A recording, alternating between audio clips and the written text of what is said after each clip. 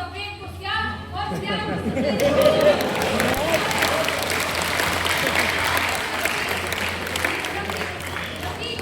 Steel उद्योग में काम करने वाले मजदूर हैं जो इसी सत्ता की साजिश का शिकार होने जा रहे हैं और इन्हें फांसी पर चढ़ाया जाए। उनके दोस्त कबीर भी आ जाएं। कबीर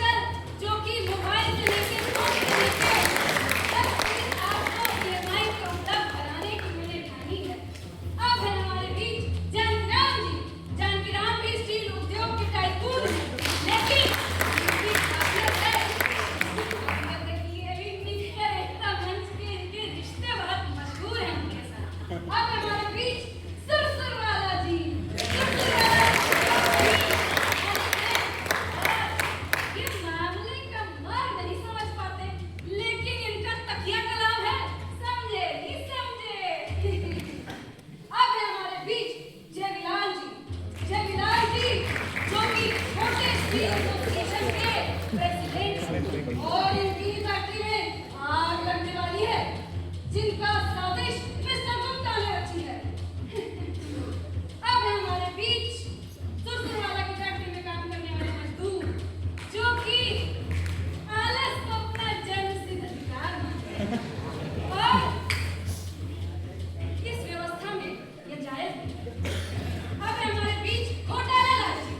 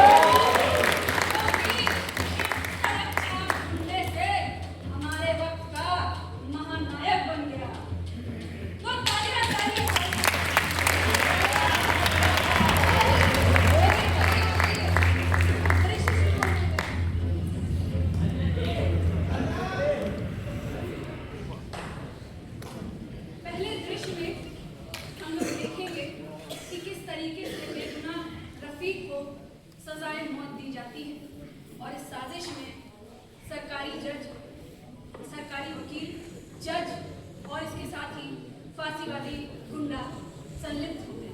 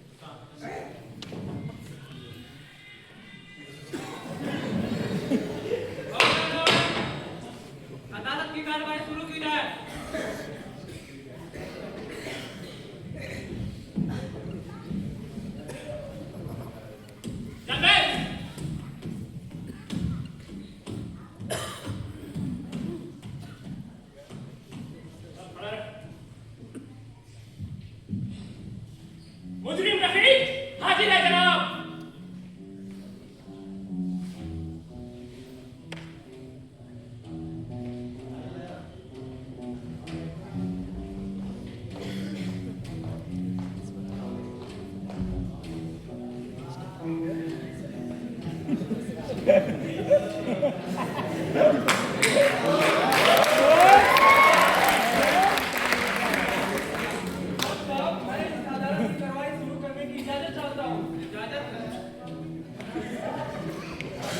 आदर्श बाबू हैं, वकील आदर्श बाबू। हाँ भाई रफीक, अदालत को तू ये बता कि तू उस दिन मिस्टर जिब्बर जेबी लाल टिप्पर मारक फैक्ट्री में क्यों लगाई? जनाब, अल्लाह ताला की कसम जनाब, मैंने फैक्ट्री में आग नहीं लगाई थी। इस फैक्ट्री से मेरी रोजी रोटी चलती थी जनाब। भला उसमें मैं आग क्यों लगाऊंगा जनाब? भला उसमें मैं आग क्यों लगाऊंगा? अबे कितनी नौटंकी करता है? तुझे तो आग लगा तो उस दिन देखा गया था। ऑब्जेक्शन मिलोड, मेरे मुवक्किल को फंसाया जा रहा है।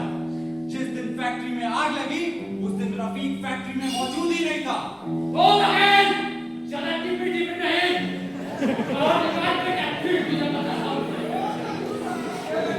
जज साहब, ये क्या हो रहा है? आपके सामने मुझे अदालत में धमकाया और जलील किया जा रहा है और उसके हाथ में तो बंदूक भी है। अरे वो तो पवित्र बंदूक है और हमारे तो में भी तो लिखा गया है कि हर हिंदू को शस्त्र और स्वास्थ्य दोनों रखना चाहिए। या तो हिंदू आपको हमें की आजादी देता है, तुम्हें भी देता है, उसे भी देता है। बाहर ध्यान देने के बजाय अदालत की कार्रवाई पर ध्यान दो। ठीक है मिलोड, ठीक है। मैं चश्मदीद के तौर पर रफीक के दोस्त कबीर को अदालत में बुलाने की इजाजत चाहता हूँ। इजाजत है। कबीर हाजिर हो।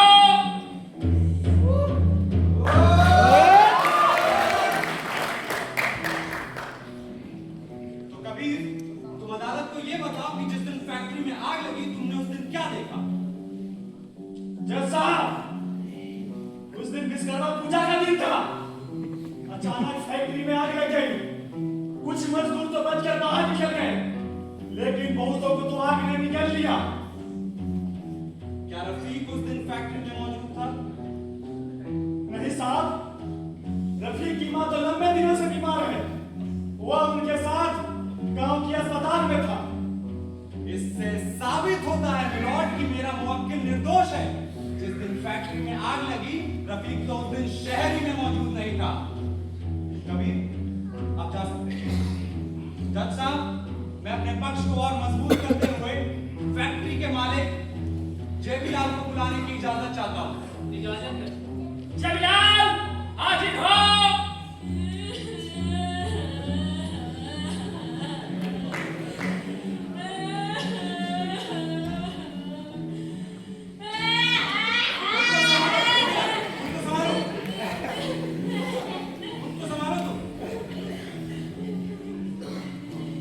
जेबीलाल, जज साहब को और अदालत को तुम ये बताओ, जिस दिन फैक्ट्री में आग लगी क्या रफीक उस दिन फैक्ट्री में मौजूद था?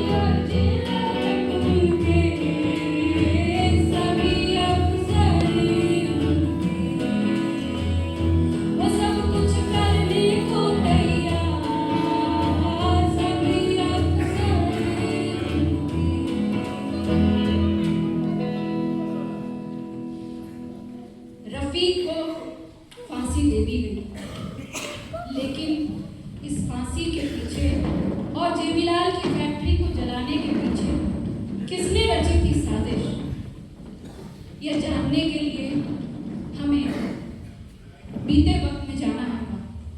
तो चलते हैं अगले दृश्य की ओर।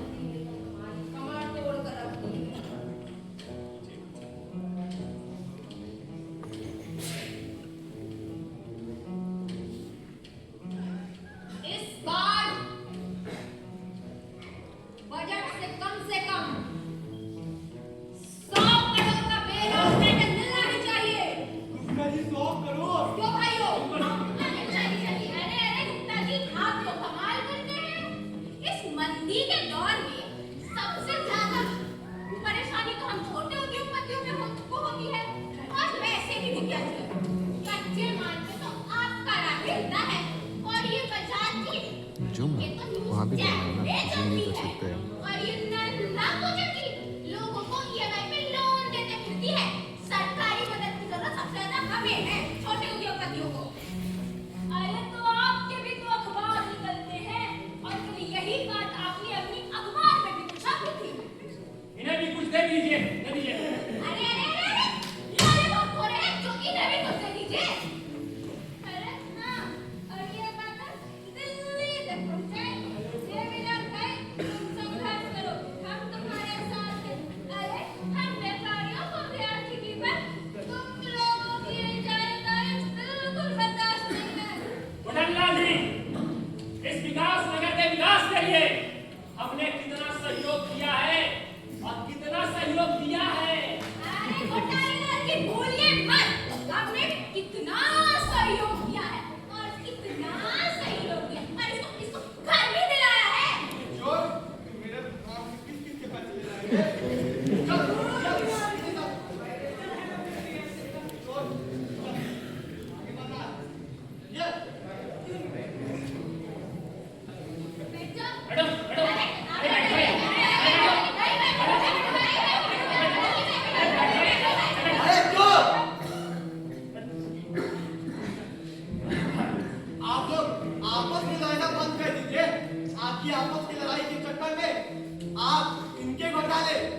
पेपरों में छाप देते हैं और ये आपके घोटाले अपने न्यूज चैनल्स में दिखा देते हैं।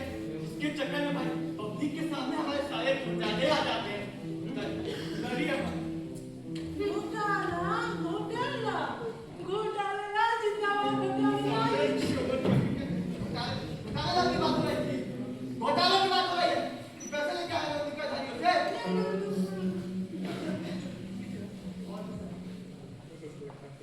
देखिए घोटालेबाज जी, मैं घुमा फिरा के बात नहीं करूंगा। मैं टू द पॉइंट बात करता हूँ। To the point. Gupta ji अंग्रेजी।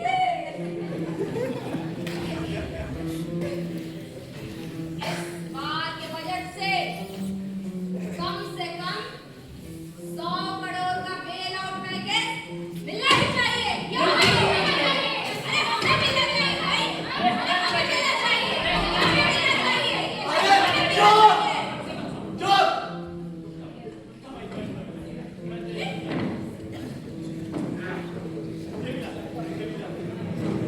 अरे भाई मंदी आती नहीं कि आप लोग आपस में लड़ने लग जाते हैं। आप हमारी बात को नहीं समझोगे।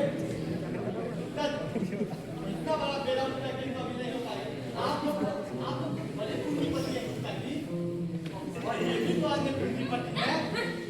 हमें तो सबका ख्याल रखना पड़ता है और शिक्षा स्वास्थ्य के नाम पे हमें पब्लिक को भी पैसे देना पड़ते हैं, नहीं तो वो रोड पे आ जाएगी। अरे हमसे सवाल करने लगेगी। अरे गुप्ता जी हमें तो बैलेंस बना के चलना पड़ता है। बैलेंस ज्यादा आप लोगों को, थोड़ा बहुत पब्लिक को गुप्ता जी। बैलेंस गुप्ता जी। अरे भाई ना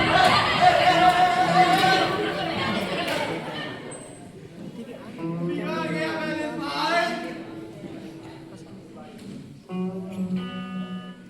देखिए घोटालेबाज जी, इस बार हमें 100 करोड़ का बेल आउट पैकेज देना ही होगा। नहीं तो सरकारों के भी बैलेंस बिगड़ जाते हैं। और नारंगी पार्टी वाले भी तो हैं, क्यों नारंगी जी? अरे हाँ हाँ, अब की बार नारंगी पार्टी की अरे गुप्ता जी आपके और हमारे जाने तो आजादी से पहले से जानकार हैं। अरे गुप्ता जी, अरे गुप्ता जी, अरे नंदा पकड़, नंदा पकड़। अरे ये भी आ भाई। हमारे बाप का भी तो हाथ है। अरे आप बैठिए ना, ये भी आ। हे भजनलाल, आप बैठिए। मेरे बाप का तो किसी के बाप से सर संबंध नहीं। अरे सब चलेगा क्या? अरे जयराम, तू भी चला गया क्या दिक्कतधारियों के पास में? अबे मेरी कुर्सी भी चली गई।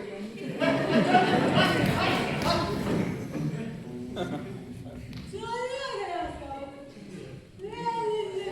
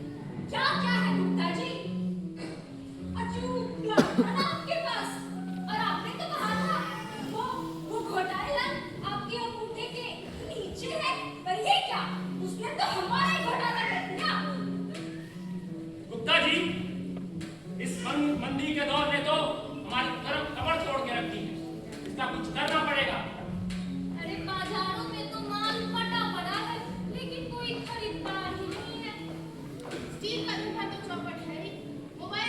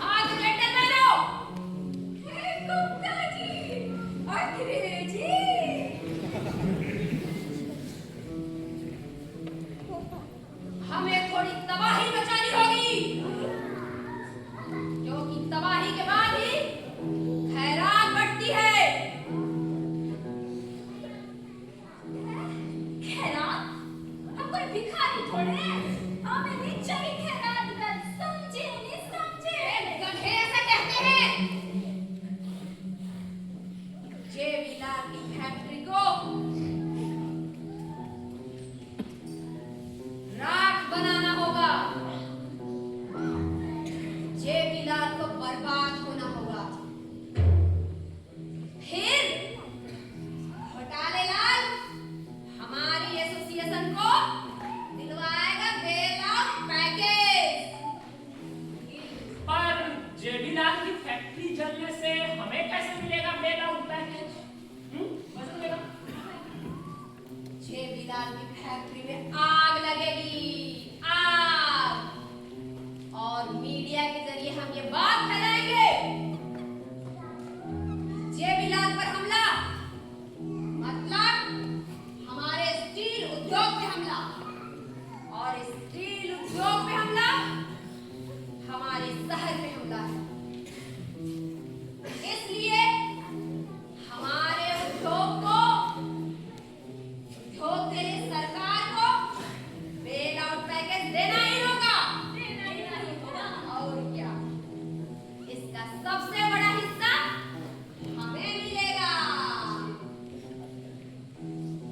जेबीलाल को भी उसकी औकात का पता चलना चाहिए। पानी में रहकर मगरमच्छ से बैर नहीं करते। मगर ये मगरमच्छ कहाँ से आ गया गुप्ता जी?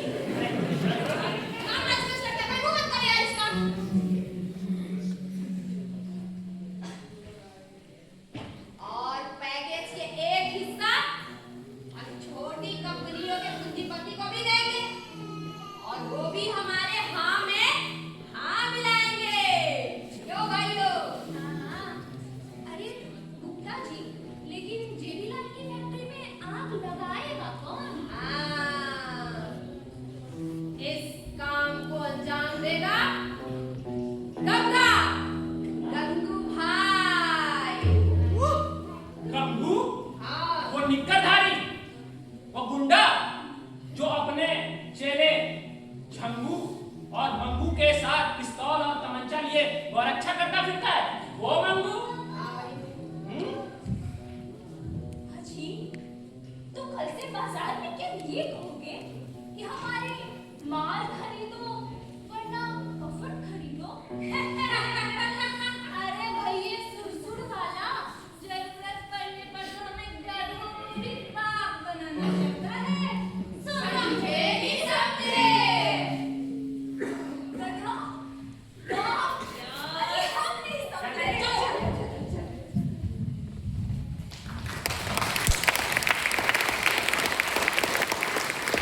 लेकिन गंगू कौन है? कौन है वह जिसकी अब तक कोई पूछ नहीं, जिसके दंगे कराने के तमाम प्रयास अब तक असफल हुए थे? गंगू हमारे वक्त का बनने वाला महानायक है। यह जानने के लिए चलते हैं अगले दृश्य में।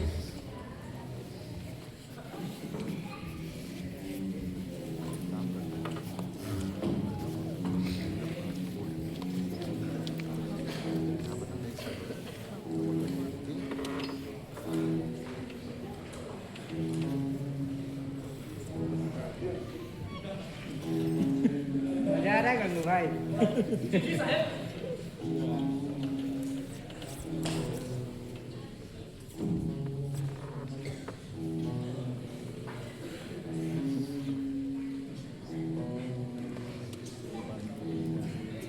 साहब, तुम बस मसाज करवाते रहो और हमारे इलाके के सारे गुंडे नेता बन गए हैं। आइयो, अब तो लगता है हमें सचमुच का अखाड़ा बनना पड़ेगा। अखाड़ा, अखाड़ा, अखाड़ा। बंदूकों और जंग लगी तलवारों से जंग करने पड़ेगी। आजकल तो फिरौती के धंधे में भी कंपटीशन बढ़ गया है, और दूसरा, मंदी के चक्कर में कोई फैक्ट्री मालिक सुरक्षा लेने को तैयार नहीं। और मैंने तो सारा खुद कई बार माल चोरी करवाया, फिर भी सालों का असर नहीं पड़ रहा। देखिए साहब, ऐसा ही चलता रहा तो फिर हम सबको घर वापस जाना पड़ जाएगा। रामजादो, मैं कब से कह रहा हूँ, मैं अभी इंतजार कर रहा हूँ बड़े मौके का, क्योंकि मुझे 2 टके का नेता नहीं बनना, और मेरा नंबर आने वाला है। समझ गए?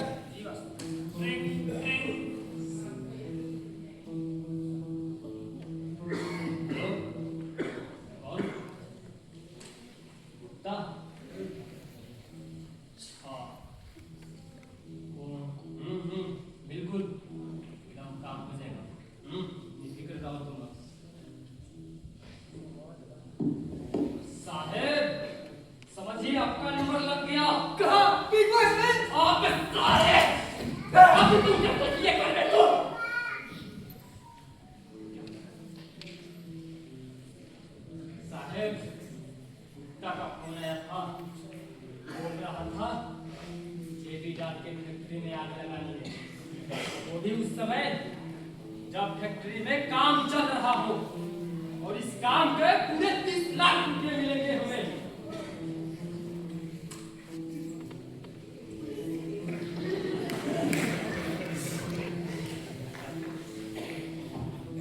बिलाल की फैक्ट्री में आग लगानी है।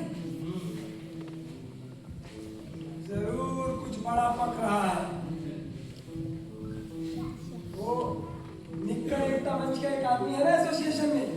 हाँ साहब, जानकी राम। उसे बुला कर लाओ। जी साहब।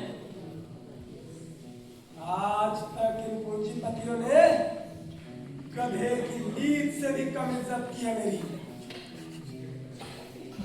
और ये अखबार वाले इतना मर्डर करने के बाद एक फोटो तक नहीं छापते।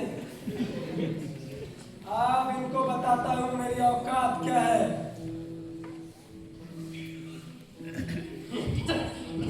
आगे जानकी राम साहब।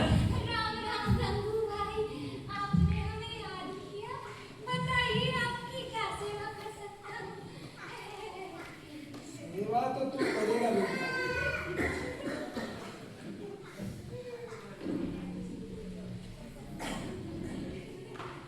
जानकी राम, तू निक्कर एकता मंच का वफादार आदमी है, इसीलिए मुझे सीधे सीधे बता, एसोसिएशन में क्या पकड़ा है?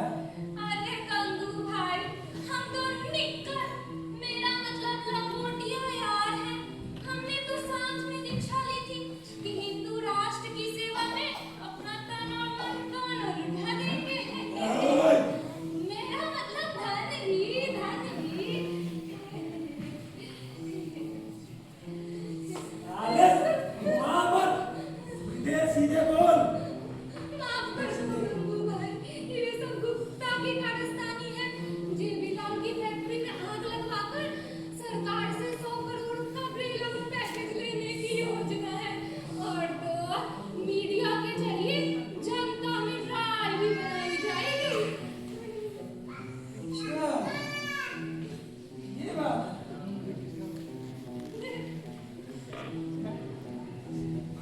ये हरामजादे सारा माल खुद जब्त करना चाहते हैं, और गंगू को देंगे केवल 30 लाख। नहीं, अब और नहीं, अब और नहीं, क्योंकि अब मेरी बारी है। अब गंगू की बारी है।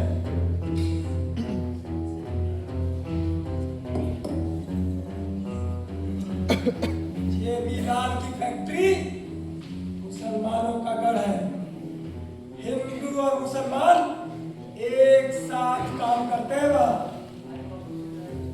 जेबीलाल की फैक्ट्री चलेगी और साथ ही चलेगा पूरा शहर।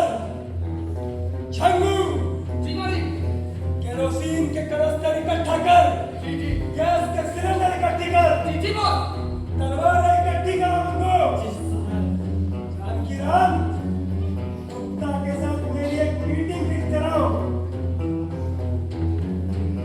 अब गंगू को 30 लाख नहीं, सत्ता चाहिए, सत्ता।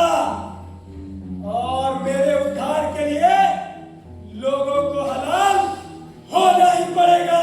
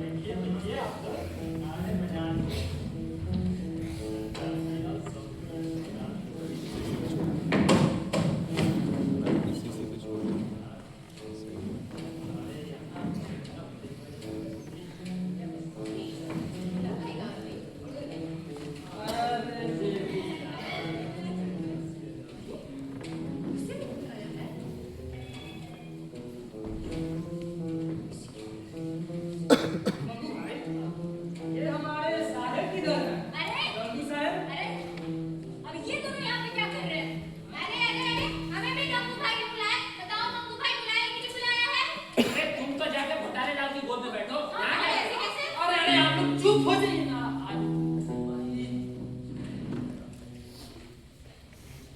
हाँ तो मैं क्या कह रहा था मनु भाई, ये हमारे साहेब की घर है गंगू भाई। साहेब आ जाइए।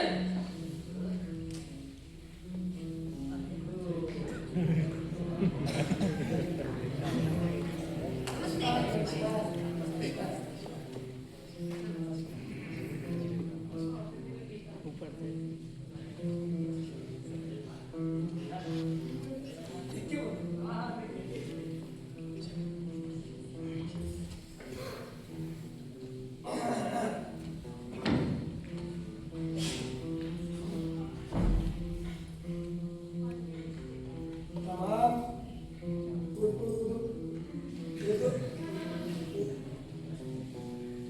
उद्योग के पतियों,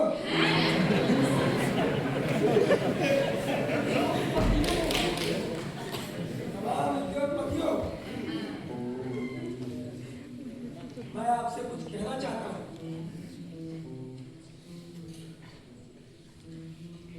मारकाट, डकैती, ब्लैकमेल, घूसखोरी, सड़कों पर सरेआम कत्लेआम, इस शहर के शांति प्रिय नागरिकों का जीवन पूरी तरह से तबाह और बर्बाद है। और इसे लेकर यहाँ के नेता और पुलिस क्या कर रहे हैं? क्या कर रहे हैं वो? कुछ नहीं, धंधा पूरी तरह से बर्बाद है और उसकी कोई सुरक्षा नहीं है। अरे चुप हो जाइए ना, साहेब का बात ही नहीं।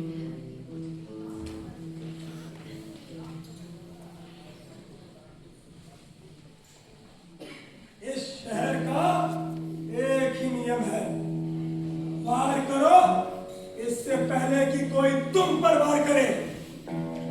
लेकिन तुम सभी पूंजीपति अपनी मोटी मोटी तोंदों के साथ इसीलिए चोर उचक्के या हड़ताली को देखते ही बेहोश हो जाते हो।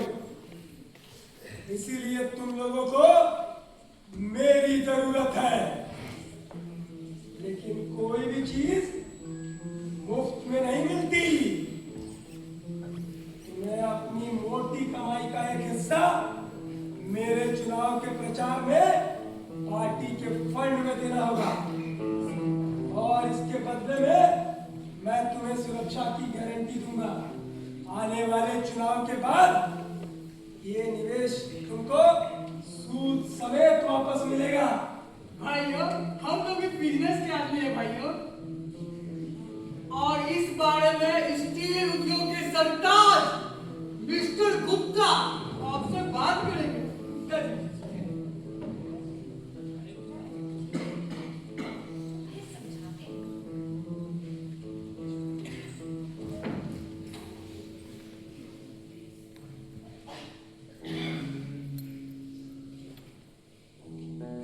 भाइयों,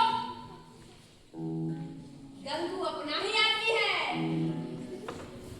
और ये सरकार बनने के बाद हमारी ही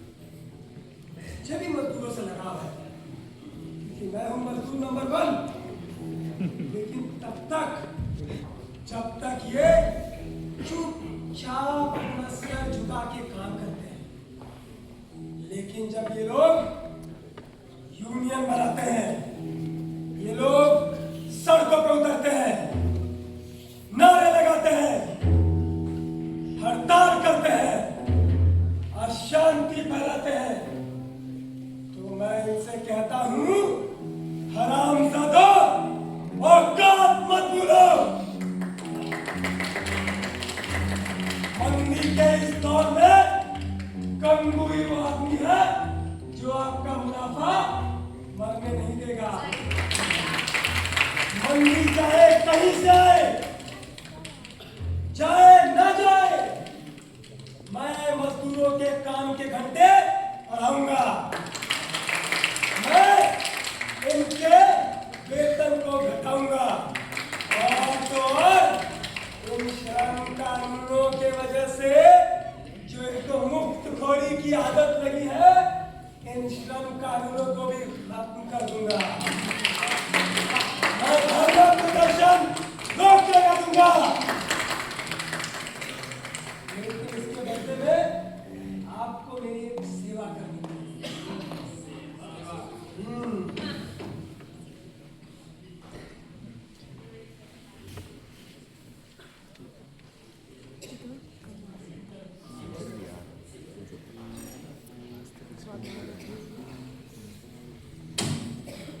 इस पे हमारे डील की सारी बात लिखी हुई है। गुप्ता जी ने इस पे पहले ही साइन कर दिया है, आप लोग भी साइन कर दिया।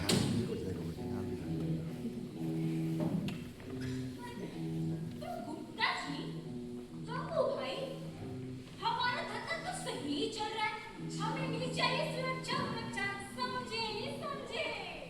अच्छा, जरा अपनी फैक्ट्री का नंबर बता ना। चल नोट करो। हाँ बोल। चीनी पेस्ट्री 24, आगे आ। विकास नगर औद्योगिक क्षेत्र। सही है ना? हाँ बिल्कुल सही है। और सुनेगा। तो गुप्ता जी, गंगू भाई, अब हम चलते हैं। अरे ओ भाई, तब ये जरा इतनी भी क्या आती है, इतने खास मौके पर मुंडा अपनी एक खास कला का प्रदर्शन करेगा। शुरू हो जा।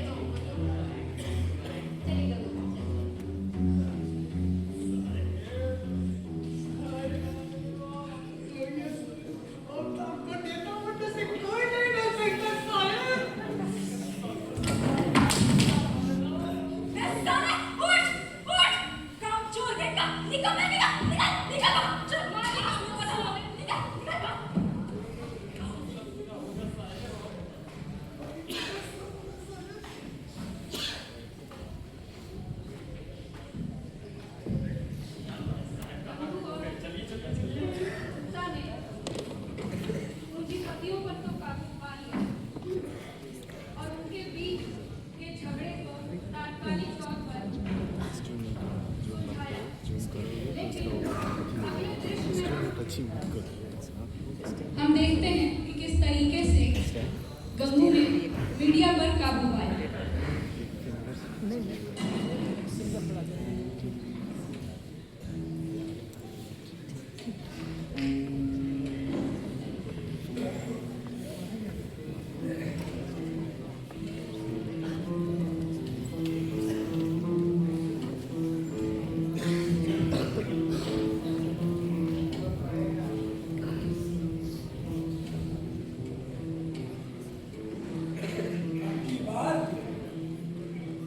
कंगू पहलवान सरकार।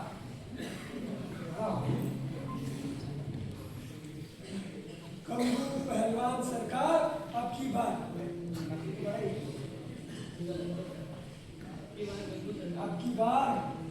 कंगू सरकार।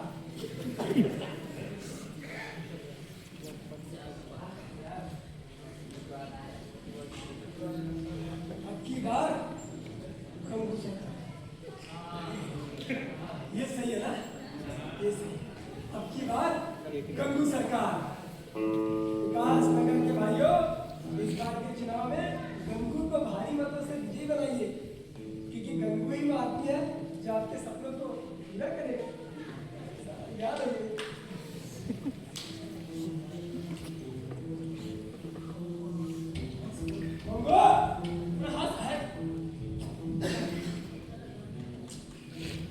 इतना देर हो गया, ये मीडिया वाले कहाँ हैं? इतना मुश्किल से स्क्रिप्ट याद किया। जल्दी बोलो, जल्दी भूल जाएंगे, जल्दी बोलो। समझते हैं कितना मुश्किल से याद होता है। साहेब, गंगू अपने साथ मीडिया वाले को लेकर आ रहा है। अब तैयार हो जाइए।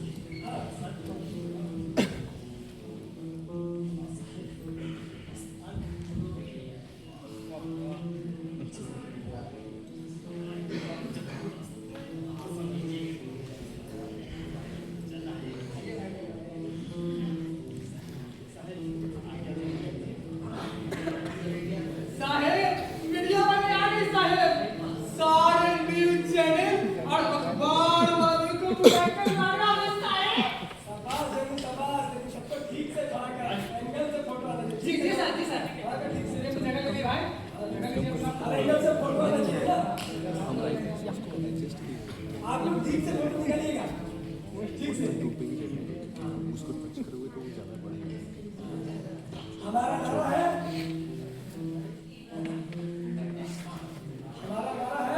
अब की बार गंगू सरकार। विकास नगर के वासियों, गंगू को इस बार के चुनाव में भारी मतों से विजय कराइए। गंगू ही आदमी है जो आपके सपनों को पूरा करेगा। सवाल पहलवान, आप इस बार चुनाव में खड़े हो रहे हैं, तो आपके मुद्दे क्या हों? हाँ, चुनावी मुद्दे। अरे मुद्दे कैमरे में बताने की कोई चीज थोड़ी ना है।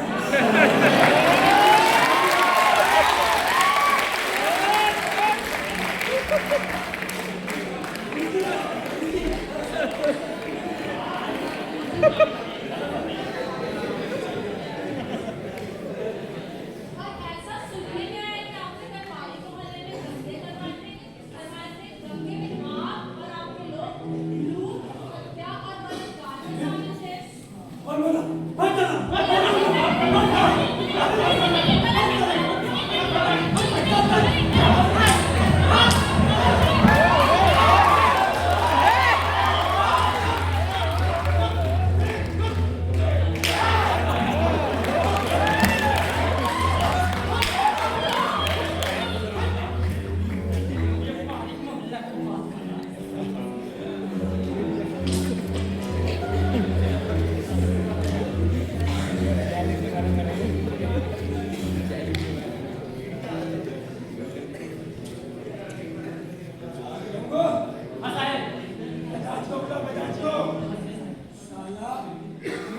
टाइट करना पड़ेगा, पूरा मामला गड़बड़ हो जाएगा। बोला हेलो बजाज।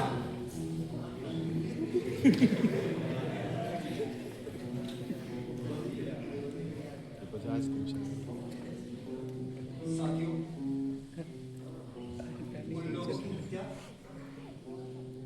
उन लोगों की हत्या गंगू और उसके गुंडों ने की है।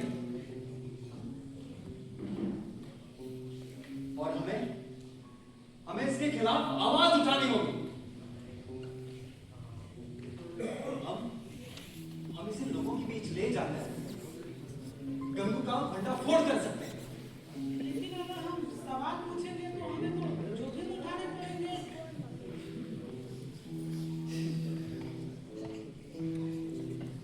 लेकिन हमारी नौकरी भी तो चली जाएगी।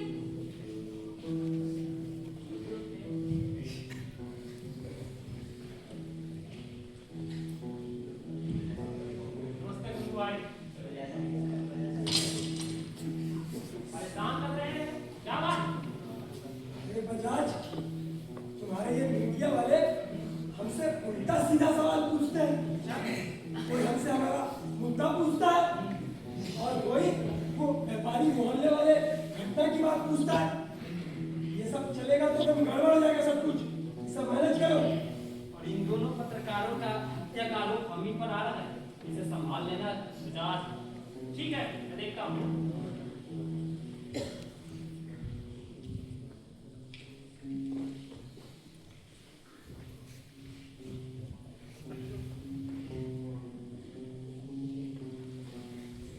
क्या मीटिंग चल रही है हमें? तुम कौन? मैं बजाज। मैंने सारे मीडिया चैनल्स खरीद लिए हैं। अब जो इन पट्टों को पहनेगा वही इस पे काम करेगा। हम ये नहीं कर सकते।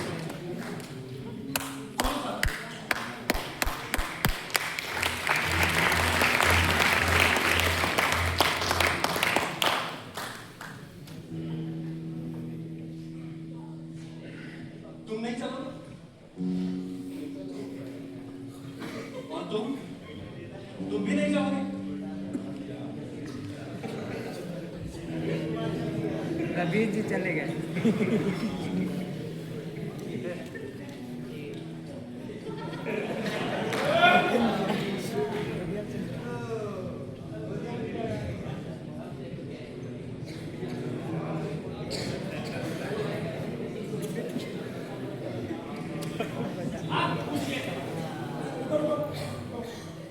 इसकी पकड़ पहले।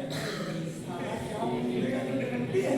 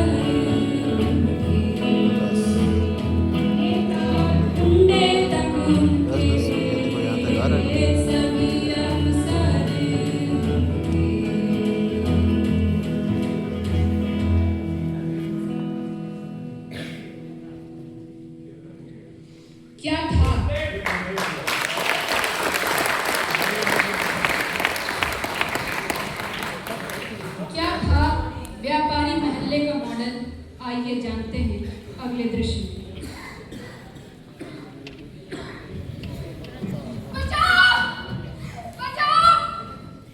कोई मेरी मदद करो।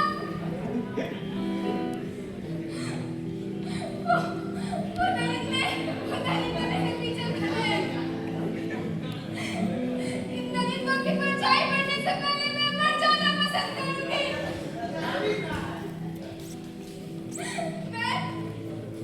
मैं भाग रही हूँ।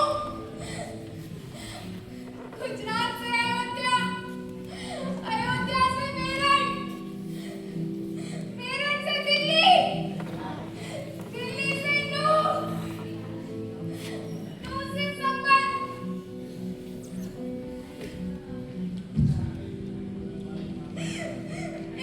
इन दरिंदों ने मुझसे मेरे बच्चे को छीन लिया। मेरे सामने मेरे पति को जिंदा जला दिया। इन दरिंदों ने क्या तुम सब का खून चाहते हैं? क्या तुम सब मुर्दा हो?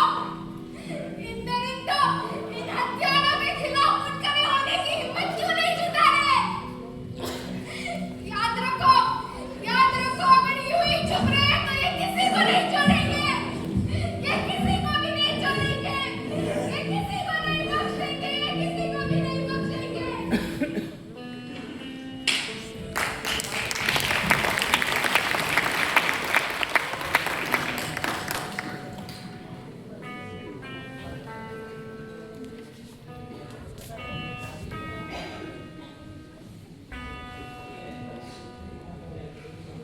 गंगू को पूंजीपतियों का आशीर्वाद तो मिल गया, लेकिन जनता के बीच साथ बैठाना ये कैसे संभव था? इसका जवाब हमें गंगू, मंगू और झंगू ही देंगे।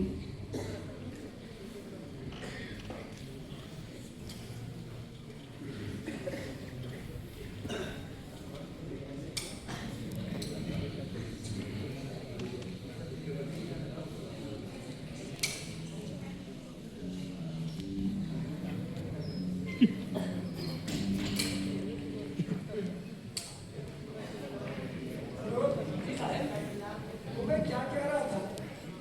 जब मैं नेता बन गया तो अपने कपड़ों का स्टाइल थोड़ा मतलब कम से कम हर 8 घंटे में एक कपड़ा तो बदलना ही चाहिए। अरे साहब, एकदम झकास कपड़े बनवाएंगे साहब। अरे आपके टेलर डिजाइनर उनको बोल दिया है, कहा है 9 लाख कुर्ता बनाएगा आपके लिए। हाँ, और उसमें बड़े बड़े अक्षरों में आपका नाम लिखा हुआ होगा, झंगू झंगू झंगू झंगू। सारे मतलब मेरा मतलब है गंगू गंगू गंगू गंगू। लेकिन झंगू, मैं उस डिजाइनर को सीने का नाम 56 तो नहीं दे दिया?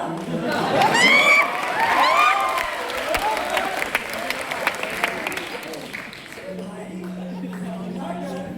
परिचय में लिखा था तो देख के पढ़ गया था यार।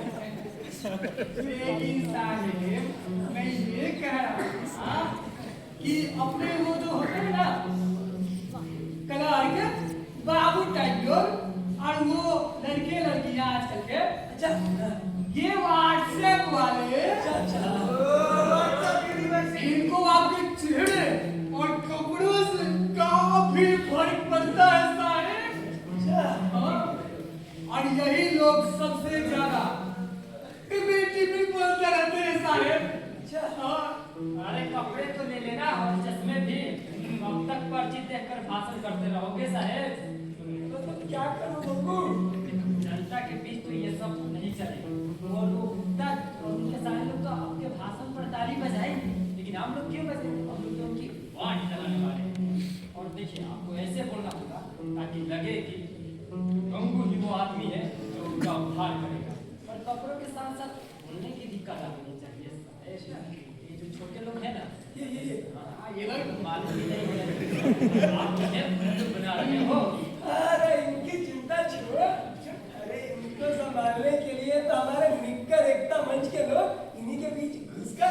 हिंदू मुसलमान कहते रहते हैं।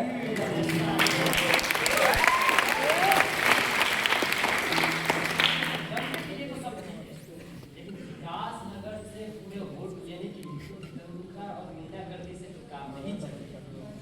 बात तो ठीक कहता है वो, लेकिन ये सब होगा कैसे? अरे चिंता मत करिए साहब, मैंने ऑल इंडिया स्कूल ऑफ चटपट नौटंकी के प्रोफेसर को बुलाया, आता ही होगा। 17 नंबर किया था, निकट प्रमुख के पैरों के धूल तो हमारा ही आदमी है, इसका मतलब। अरे साहब आगे प्रोफेसर, बड़ा कमाल का एकदम है।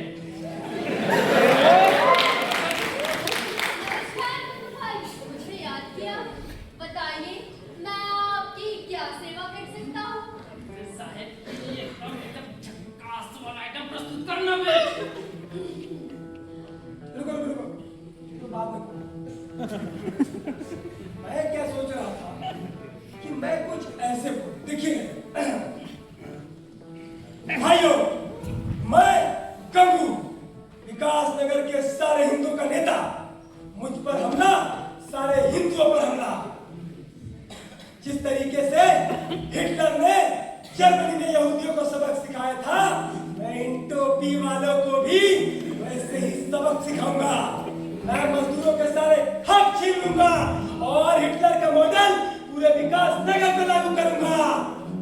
ऐसा है? गंगू भाई बहुत अच्छा, लेकिन आपका भाषण सुनकर ऐसा लग रहा है, मतलब ऐसा है नहीं, ऐसा लग रहा है कि आप हफ्ता वसूली कर रहे हैं।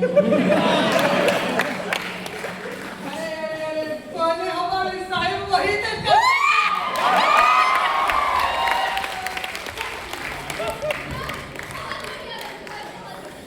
लेकिन हमें पूरा सच नहीं बताना है। अच्छा, हमें ये सब बातें इतने नंगे मेरा मतलब है स्पष्टता से नहीं कहनी है। ये सब हमें इशारों में कहना है, इशारों में, मतलब राष्ट्र विकास नगर के नाम पर कहना है। अच्छा, तो ये लो, देखिएगा ये लो, विकासनगर का नाम। कसम विकासनगर के हर नाले की, मैं विकासनगर के एक घर में नाले की गैस का कनेक्शन लगाऊंगा। इस तरीके से नाले की गैस से चाय बनती है,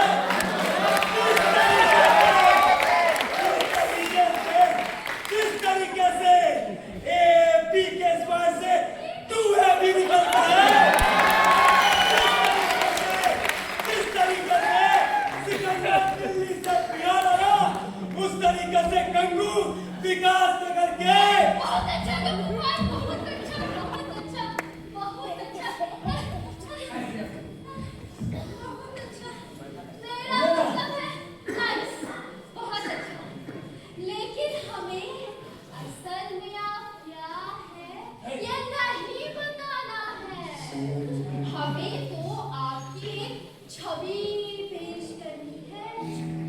इस छवि को गढ़ना पड़ता है, बनाना पड़ता है और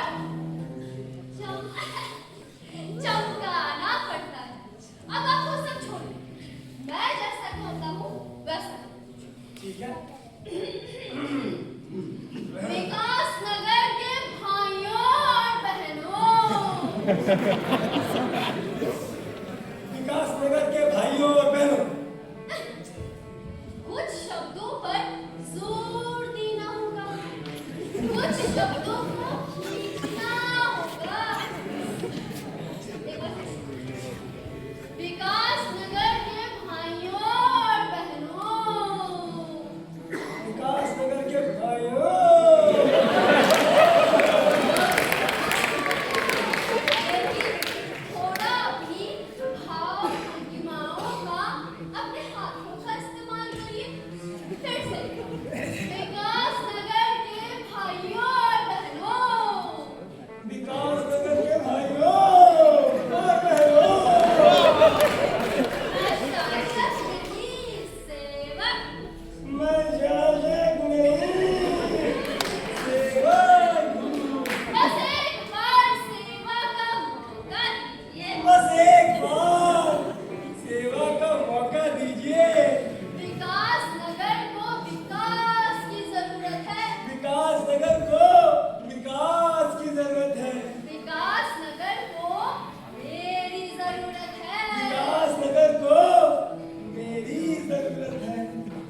मैं विकास नगर को नौकरी दूंगा, सड़क दूंगा, मकान दूंगा, पानी की टंकी दूंगा, शौचालय दूंगा, टोटी दूंगा।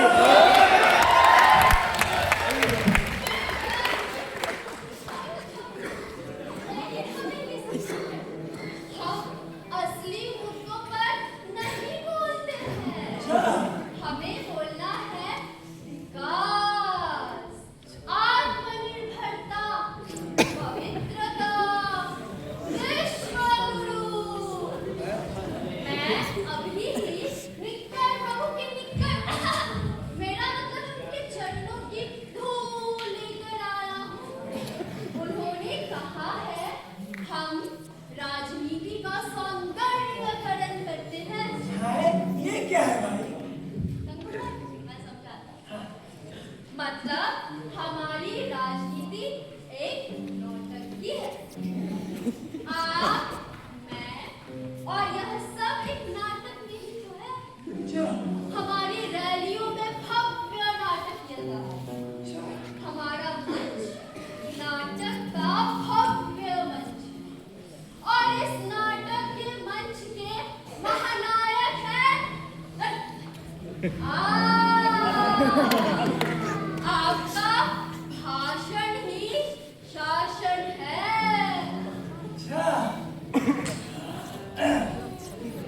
मैं विकास नगर को पवित्रता दूंगा, स्वच्छता दूंगा, विनाश मेरा मतलब विकास दूंगा।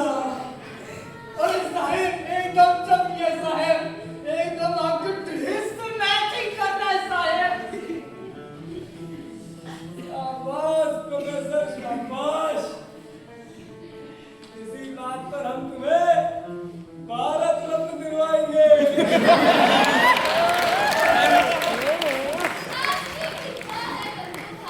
अब मेरी आंखों मुझसे बैठकर खाएगी। नमस्कार। जब बंद कर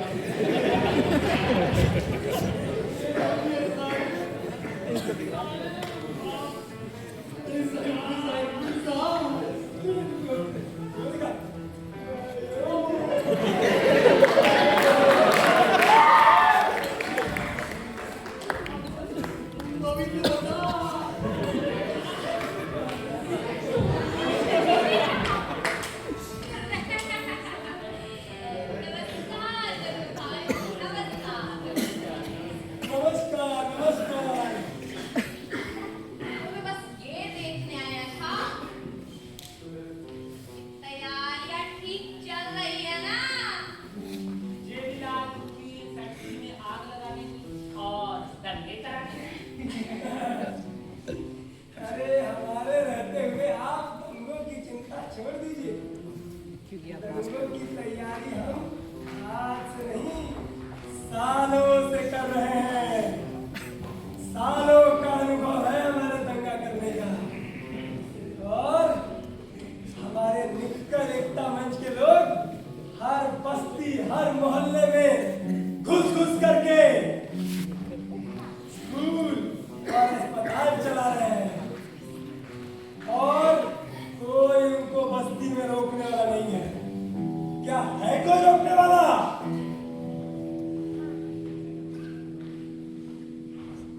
जेबीलाल की फैक्ट्री में आग लगेगी और इसका इल्जाम उसी की फैक्ट्री में काम करने वाले एक मुसलमान मजदूर रफीक पर लगेगा। उसके बाद निक्कर एकता मंच के लोग मेरे गुंडों के साथ मिलकर और पुलिस को साथ लेकर पूरे विकास नगर में कत्लेआम मचाएंगे। और मीडिया का ख्याल तो आप रख ही रहे हो मिस्टर बजाज। गंगू भाई, बुरा ना मानो तो ये दंगा ठीक से हो, इसके लिए हमने एक और आदमी से बात की है। हाँ, वो कौन है भाई? बताइए।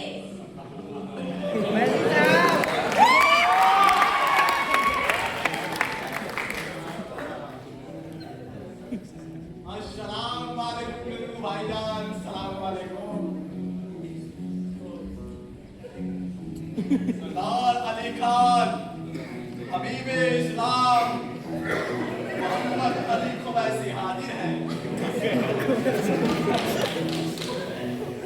खुवैसी, तुम क्या करने वाले हो?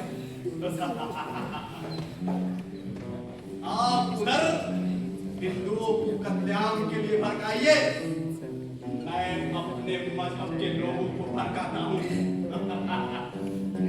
बहुत खूब, लेकिन एक बात का खास ख्याल रहना चाहिए, किसी को ये पता नहीं चलना चाहिए कि ये सारे दंगे मैंने करवाए हैं।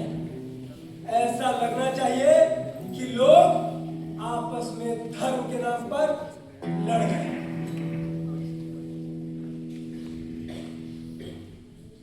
दंगे होंगे, आग लगेगी, बस्तियां जलेंगी, इन पूंजीपतियों को मंदी की मार से निजात मिलेगी और गंगू को मिलेगी सत्ता। जितना खून बहेगा उतना वोट मिलेगा।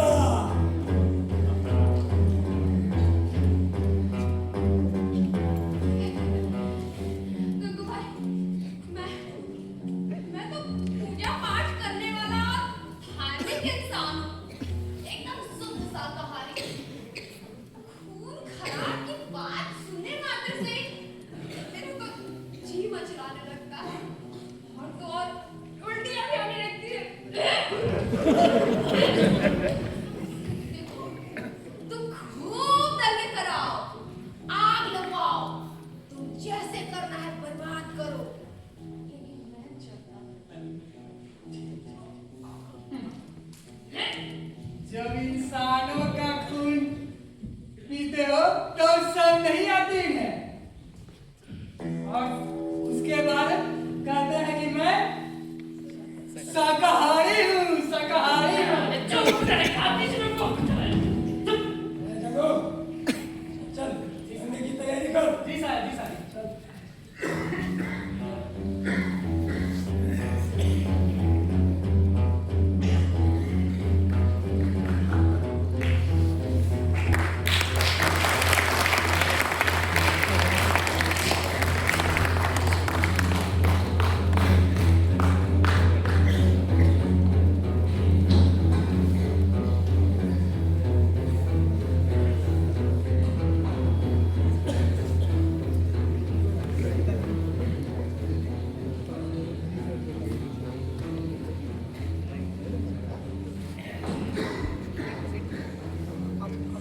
गंगू, अरे ये लोग कहाँ रह गए? जल्दी बुला, दंगे की तैयारी करने का समय बीत रहा है। आ जाइए भाइयों।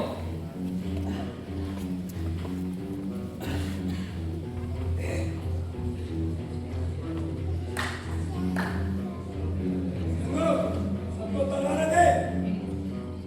हट सबको तलवारें।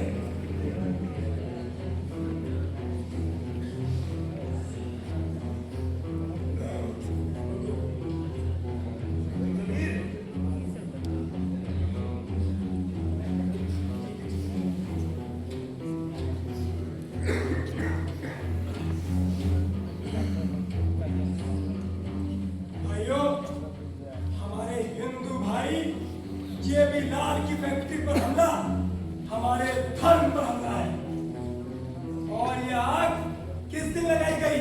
विश्वकर्मा पूजा के दिन साहेब, विश्वकर्मा चुप ना। और ये आग किस दिन लगाई गई? विश्वकर्मा पूजा के दिन।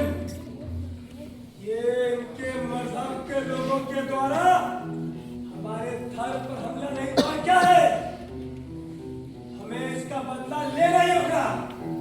उठाओ तलवारें।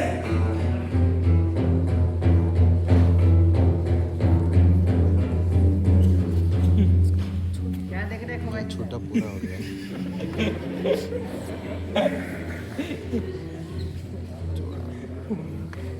क्यों भाइयों,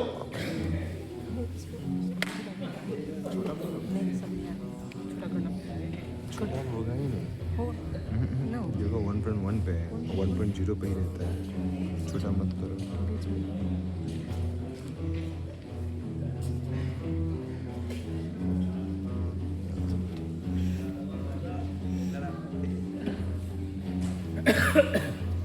भाइयों, रफीक और उसके गुंडों ने, भाइयों, पता होगा, गंगू और उसके गुंडों ने हमारी बस्ती को चारों तरफ से घेर लिया है। रफीक की मौत का बदला हमें लेना होगा, चाहे इसके लिए तुम्हारी जान चली जाए, चाहे तुम्हारे घरों में आग लग जाए। अपने मजहब को बचाने के लिए खून की नदियां बहा दो। करो, करो,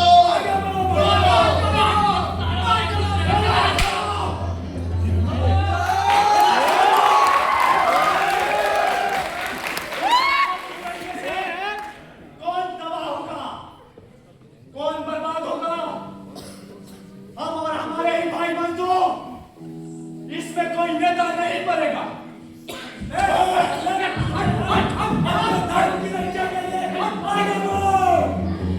रुको, जरा ठंडे दिमाग से सोचो,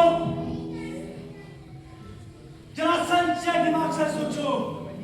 ये सारे मुनाफेखोर, ये सरकारें यही तो चाहती है कि हम गरीब मेहनत का सवाल आपस में डट मरे और वे अपना उल्लू सीधा करते रहे। हाँ भाई, मुझे तुम्हारी बात ठीक लग रही है। यही बात है भाई, हमें आपस में नहीं लड़ना चाहिए। भाई हमें भड़का रहे हैं। इंस्पेक्टर हवलदार से, हवलदार से, क्या हो रहा है? ये लोग दंगे का प्रयास कर रहे हैं। ये राजनीति है, ये दंगा बनाना है। साफ देखो, ये दंगा बनाना है, ये इंटीग्रेशन है।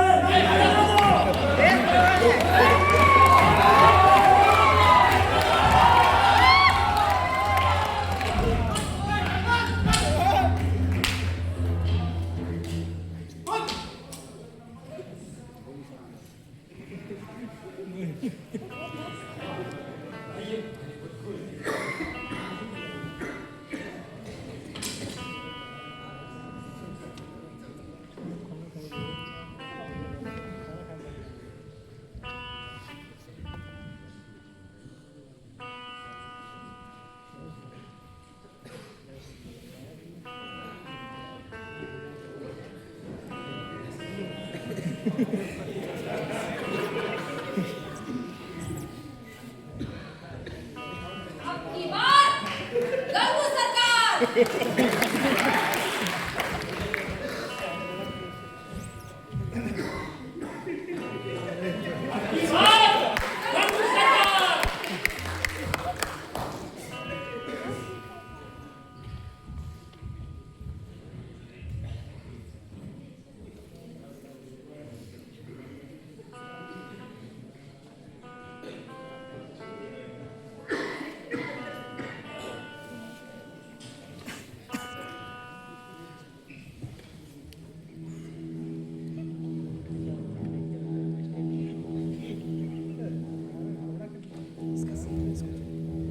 भूतों के झुंड गुजरते हैं, कुत्तों भैंसों पर हो सवार, जीवन चलता है कंटों सा, है गगन उगलता अंधकार। यूं हिंदू राष्ट्र बनाने का उन्माद जगाया जाता है, नरमेध यज्ञ में लाशों का यूं ढेर लगाया जाता है। यूं संसद में आता वसंत, यूं सत्ता गाती है मल्हार, यूं फांसीवाद मचलता है, करता है जीवन पर प्रहार। इतिहास रचा यूं जाता है, यूं हो हिटलर का अट्टहास। इतिहास रचा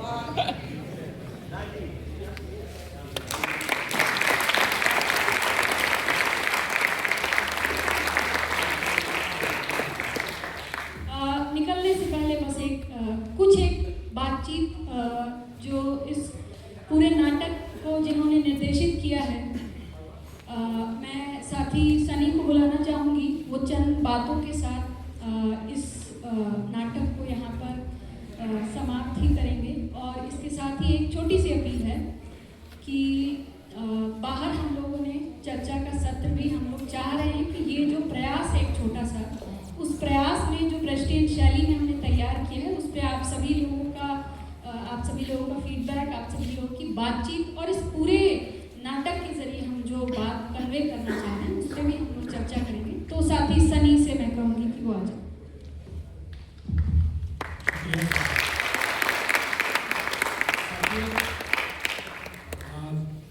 हम लोगों ने ये नाटक तैयार किया। यहाँ पर जो लोग नाटक कर रहे हैं, इनका ये पहला नाटक है। कई ऐसे लोग हैं जिन्होंने नुक्कड़ ही नहीं, मंच पर पहली बार आ रहे हैं, किसी नुक्कड़ के मंच पर भी पहली बार आ रहे हैं। तो निश्चित ही हम लोगों से बहुत सारी गलतियाँ हुई होंगी और हम लोग सीखने के लिए तैयार हैं। लेकिन जैसे जो ब्रेस्ट के नाटक थे, वो ना सिर्फ जो पेशेवर नाटककार हुआ करते थे, पेशेवर कलाकार हुआ करते थे, वो खेला करते थे, बल्कि छात्रों की मंडलियां और मजदूरों की मंडलियां भी खेला करती थी, क्योंकि उसका मकसद था लोगों तक अपनी बात को और अधिक से अधिक लोगों तक अपनी बात को पहुंचाना। और आज के वक्त में जब दौर अंधेरे का है, तो अंधेरे के दौर के बारे में ही नाटक बन सकते हैं। हम आज और किसी और मुद्दे पर बातचीत ना करें, जो हमें लगा कि सीधे आज के वक्त का जो मर्म है उस पर बातचीत की जाए। और जिस तरह से 2014 के बाद से कला जगत में, सिनेमा में, नाटक में एक किस्म से कहें कि एक तरह से पूरा जो प्रोपेगेंडा फिल्मों की एक बयार आई है, दूसरी तरफ जो सिनेमा बॉलीवुड में भी दिख रहा है उसका भी पूरे स्पेक्ट्रम का एक शिफ्ट क्लियर कट दिखाई दे रहा है। जो पहले सर्वधर्म समभाव की बात भी करते थे, वो अब किसी किस्म के सॉफ्ट हिंदुत्व के कार्ड की बात करते हुए उस तरह की बातचीत लेके जा रहे हैं। और कला की दुनिया में एक अपना मजदूर वर्ग का एक पक्ष खड़ा होना ज़रूरी है, मेहनत कशों का पक्ष खड़ा होना ज़रूरी है, प्रगतिशील ताकतों का पक्ष खड़ा होना ज़रूरी है। हम लोग यही मानते हैं कि कला भी एक वर्ग युद्ध का क्षेत्र होता है, और हम लोग उसी प्रयास में हैं कि कला के माध्यम में भी अपनी बात की जाए और लोगों तक बात पहुंचाई जाए। कुछ जो प्रयोग हम लोगों ने किया था कि नाटक को हम लोग खुला रखेंगे, और कई चीज़ें हम लोगों से अभी गलतियां हुई होंगी, जो इसके सार पर, इसके रूप पर हम ये चाहेंगे कि आप लोग बाहर रुकें, बातचीत करें। अभी भी आपके कोई सवाल हो, कोई बातचीत हो, आपकी आलोचना हो, हम लोग स्वीकार करेंगे उसको, और हम लोग इसको और बेहतर तौर पर करने की कोशिश करेंगे और लोगों तक इस बात को पहुंचाना चाहेंगे। बाहर हम लोगों के कुछ पोस्टर्स भी लगे हैं, कुछ पेंटिंग्स हम लोगों ने फांसीवाद पर भी लगाई हैं, कुछ किताबें भी हैं, और हम चाहेंगे कि हम लोग रुक कर, ठहर कर बातचीत कर सकें। इसी के साथ हम लोग अपनी बात को समाप्त करें। शुक्रिया।